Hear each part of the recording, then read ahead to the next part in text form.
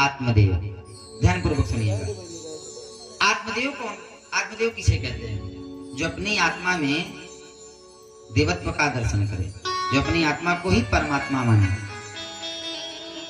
आत्मदेव बाबा द्वितीय भास्कर ज्ञान में दूसरे सूर्य के समान थे, लेकिन इनकी पत्नी कैसी थी? जैसे आत्मदेव बाबा पूरे भक्त थे, इनकी पत्नी थी धुंधली। जस्य नाम तस्य गुणः, जैसा उसका नाम था वैसे जो है इसका गुण था। इसका काम क्या था? जब पंडित जी घर पे रहते तो चकाचक पंडित जी की सेवा में, हाँ हाँ हाँ, चकाचक ठाकुर जी की सेवा करना, ये करना वो करना दिखाती।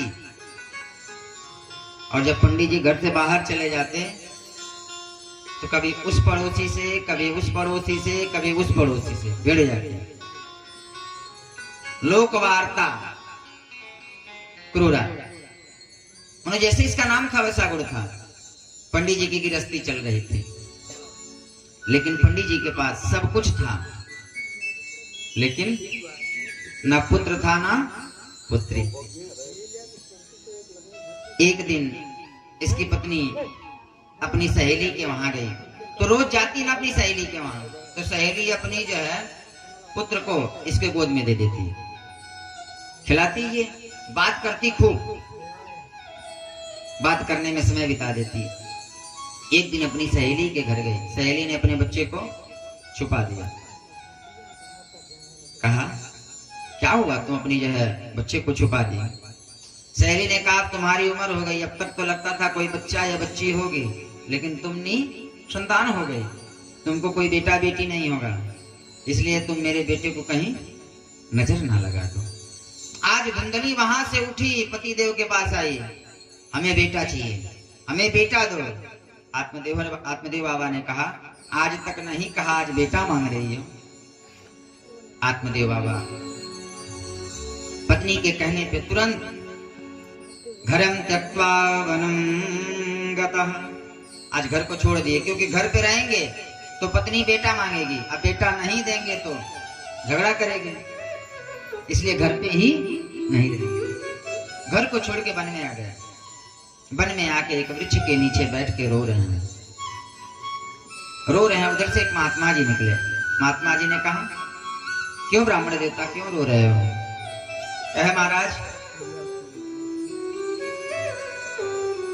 हमारे पास सब कुछ है, धन है, दौलत है, लेकिन हमारे वहां कोई बेटा नहीं है। यहाँ तक कि हमारे वहां तुलसी जी लगती है, वो भी सूख जाती है।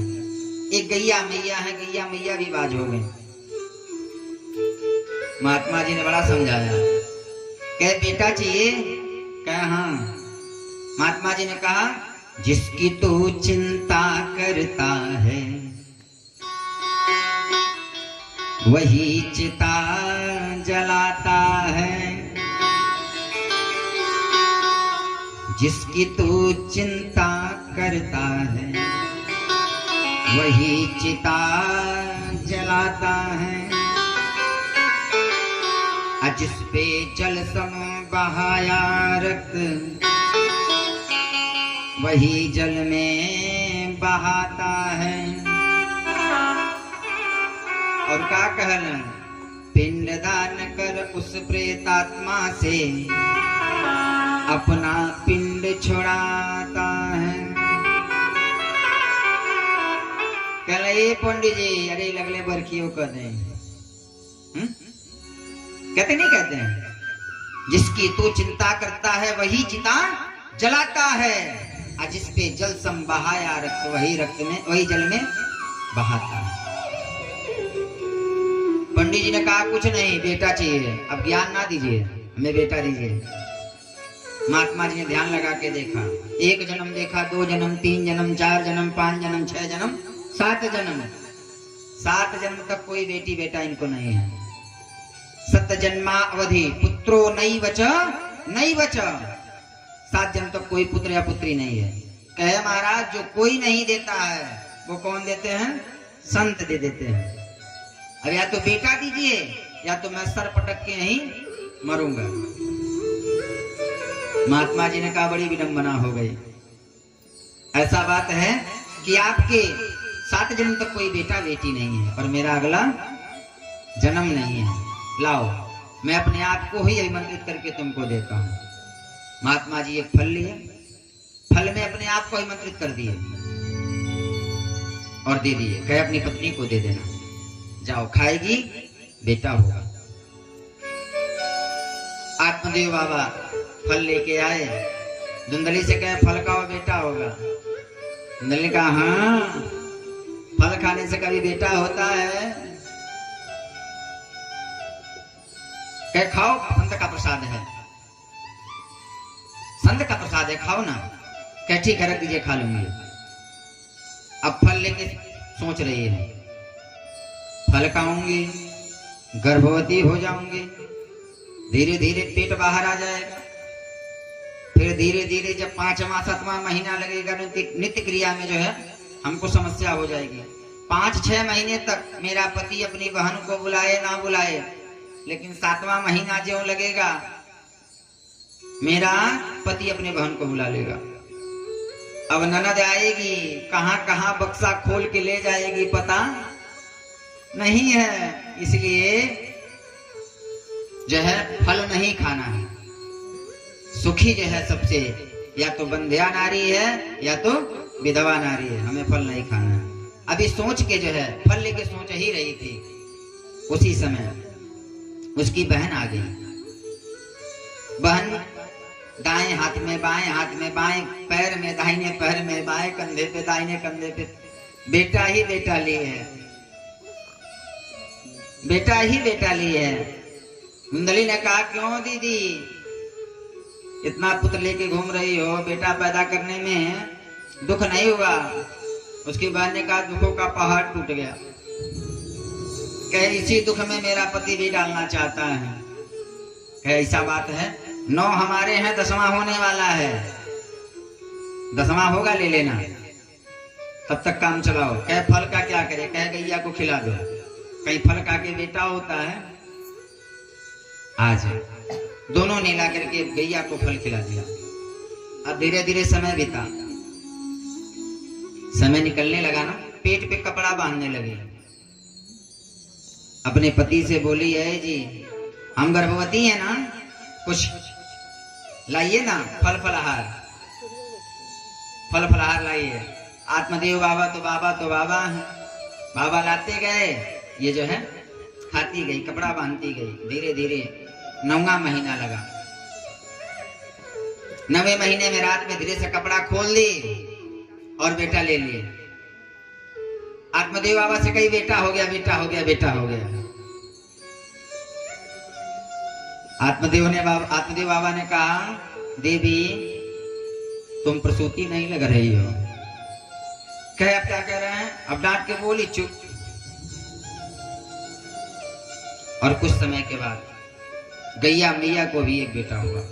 पूरा शरीर मनुष्य का, लेकिन दोनों कान गौ का। बेटा लेके खिला रही है। आत्मदेव बाबा ने कहा नाम रखूं? कहे हाँ आपको। कहे मेरा नाम आत्मदेव, इसका नाम आत्म प्रकाश होता है। हाँ 9 महीना मैं कष्ट झेली हूं और नाम अपने भी जो है नाम पे है नहीं, मैं अपने नाम पे रखूंगी। धुंधली ने कहा अच्छा। कहे बेटा का नाम जो है पिता के नाम पे होता है, बिटिया का नाम माता के नाम पे। कहे अच्छा, अब बिटिया ना हो तो मैं ही नाम रखूंगी। अच्छा लो रखो। कहे मेरा नाम धुंधली है, इसका नाम धुंधकारी होगा।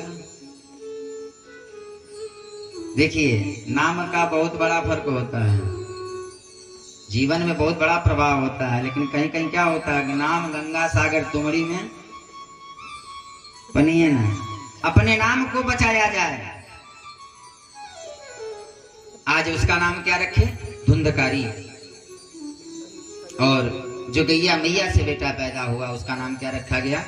बोल गौकर्ण जी महाराज की। गौकर्ण जी। अब जो है मनुष्य का बालक चलने में 2.5-3 साल लग जाता है ना, और गैया का बच्चा 2-3 घंटे में चलना शुरू कर देता है। 2-3 घंटे में गोकर्ण जी चलना शुरू कर दिए, विद्या अध्ययन के लिए चले गए। व्यास जी लिखते हैं गोकर्ण पंडितो ज्ञानी अधुंधकारी महाखल। धुंधकारी महाखल हो गया। कभी किसी के बच्चे को कुएं में डाल देता, कभी जो है किसी का कुछ छोड़ के लेके चला जाता। लेकिन प्यारे, यदि बेटा बिगड़ रहा है तो सबसे बड़ा हाथ किसका है? बताइए ना, बोलिए ना। माँ का। मातृदोषेण व्यभिचारिणः, मातृ के दोष से बेटा व्यभिचारी हो जाता है। एक लड़का था, 5 साल का हुआ, स्कूल गया, स्कूल से पेंसिल चुरा के लाया। माँ से कहा, माँ मैं पेंसिल चुरा के लाया हूँ। अच्छा बेटा, अच्छा किया, अच्छा किया, अच्छा किया। दूसरे दिन गया, किताब उठा लाया। माँ किताब लाया हूँ। बहुत अच्छा किया, बहुत अच्छा किया, बहुत अच्छा किया। तीसरे दिन बैग ही उठा लाया। वाह क्या बात है, अब सालों साल किताब करने की आवश्यकता नहीं है। धीरे धीरे बेटा जो है बहुत बड़ा चोर हो गया और एक दिन चोरी पकड़ी गई। जज के सामने पेश हुआ। जज साहब ने कहा, इसको उम्र कैद दे दो, फांसी दे दो। उम्र कैद नहीं, फांसी दे दो। अब फांसी होनी है। फांसी के पहले पूछा जाता है, तुम्हारी कोई आखिरी इच्छा? कहा, एक इच्छा, एक बार अपनी माँ से मिलना चाहता हूँ, अपनी माँ से मिलना चाहता हूँ। माँ मिलने के लिए गई। माँ से कहा, माँ बेटा, माँ ने कहा, बेटा से बताओ क्या कह रहे हो? माँ ऐसे नहीं, कान में बताऊंगा। माँ ने कान किया, बेटा ने कान काट लिया। माँ अगर तू पहले रोकी होती ना तो आज मैं फांसी के फंदे पे नहीं झूलता। आज जो है धुंधकारी महाखल हो गया। जादू कर गयो यशोमत को ये लाल, जादू कर गयो यशोमत को ये लाल, जाके ने चाल, जादू कर गयो यशोमत को ये लाल, जादू कर। धीरे धीरे माँ से कहता, माँ धन दो। माँ जब धनी, आज धीरे धीरे इतना बड़ा जो है अतताई हो गया। जब तक धन था, धन ले जाता। जादू कर गयो यशोमत को ये लाल, जादू कर गयो यशोमत को की। गोविंद मेरो है, गोपाल मेरो है, गोविंद मेरो है, गोपाल मेरो है।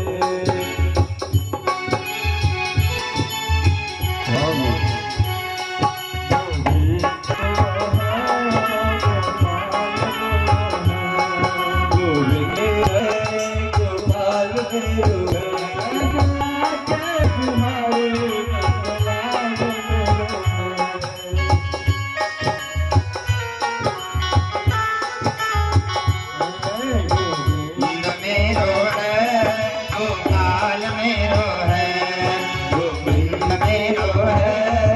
है।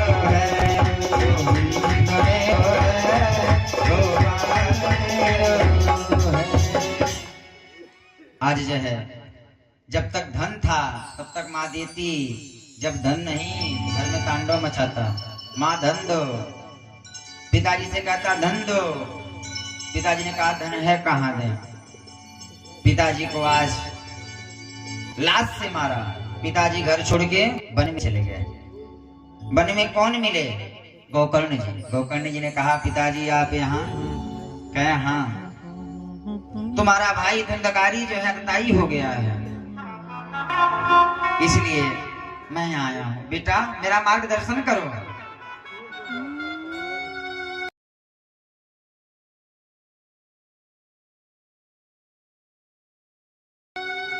आज सुंदर जो है गोकर्ण जी ने पिताजी को उपदेश दिया कि जो आप इस देह रूपी शरीर के ममता के रूप में फंसे हुए हैं ना, इससे लाभ होने वाला नहीं है।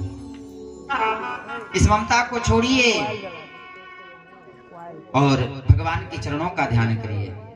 पिताजी गोकर्ण की बात मान गए और जो है सुंदर भगवान का ध्यान किए। पिताजी की मुक्ति हो गई, लेकिन माँ की ममता धुंधकारी में लगी रही। एक दिन पूरा पी करके आया, माँ से कहा माँ धन दो। माँ ने कहा धन नहीं है। आज माँ को खूब मारा, माँ को इतना मारा ना, माँ इतना रोई, दोनों आंख जो है माँ का खत्म हो गया। रात्रि में जल भरने जा रही थी, कुएं में गिर करके मर गए। जब तक माता पिता थे तब तक वेश्याओं के घर जाता। माता पिता जब घर छोड़ के चले गए तो वेश्याओं को घर में लाके बैठा दिया। चार चार वेश्याओं को घर में लाके बैठाया और वेश्याओं के लिए जो है क्या करता, डकैती करता, चोरी करता। एक दिन राजा के घर डाका डाल दिया। वेश्याओं ने सोचा कि राजा के घर डाका डाल के आया है, कहीं पकड़ा गया तो गेहूं के साथ घून भी जाएंगे, गेहूं के साथ घून भी जाएंगे। वेश्याओं ने धुंधकारी को देखा कि जो है पलंग पे पड़ा हुआ है। एक वेश्या धुंधकारी का पैर पकड़ी, दोनों पैर बांध दे। एक वेश्या दोनों हाथ बांध दे। धुंधकारी ने कहा ये क्या कर रही हो? कहा हम विनोद कर रहे हैं। एक कन्या, एक जो है वेश्या गला दबा के मारने लगी, चिल्लाने लगा छोड़ दो छोड़ दो छोड़ दो, चिल्लाने लगा। सोचा आवाज बाहर जाएंगी। एक वेश्या जो है जलता हुआ लुआठा लेके आई, मुंह में डाल दी और बड़ी जो है दुर्दशा से उसकी मृत्यु हुई। वेश्याओं ने क्या किया, धुंधकारी को जहां सोया था उसी के नीचे जो है गढ़ा खन के गाड़ दिया और छोड़ के चली गई, छोड़ के चली गई प्यारे। कुछ समय के बाद गोकर्ण जी वापस आए। गोकर्ण जी को पता चला कि मेरा भाई जो है वेश्याओं के कारण मारा गया है। गया, श्राद्ध किए, नाना प्रकार के श्राद्ध किए, लेकिन इतना प्रबल जो है पापी था, ये पाप से जो है महाप्रेत बन गया और उसी घर में रहने लगा। एक दिन गोकर्ण जी तीर्थ करके आए, रात्रि को 11 बजे अपने घर में विश्राम किए तो भयावह रूप दिखाता है, कभी भैंसे का, कभी जो है हाथी का, कभी सिंह का, लेकिन बोल नहीं पाता है। प्रेत कभी बोल नहीं पाता है। प्रेत बोलने की शक्ति कहां से पाता है? आपसे।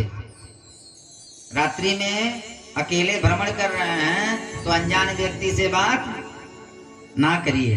दुबे जी, धुंधकारी ने पूछा कौन हो? जल लिया, जल का छींटा मारा। कहा कौन हो? तो कहा अहम भ्राता त्वदीयो अस्मि, मैं आपका भाई हूं। धुंधकारी नामतः, धुंधकारी मेरा नाम है, लेकिन अपने जो है दोष के कारण अपने ब्रह्मत्व को नष्ट कर दिया हूं। मेरी मुक्ति करिए ना, मेरी मुक्ति का उपाय करिए, मैं आपकी शरण में हूं। है ठीक है। सुबह अर्घ देने के लिए जो है गोकर्ण जी सूर्य भगवान को अर्घ दे रहे हैं। अर्घ दे करके सूर्य भगवान से पूछ रहे हैं, हे भुवन भास्कर, मेरा भाई जो है धुंधकारी प्रेत हो गया है, इसकी मुक्ति के लिए कुछ उपाय करिए। तो कहे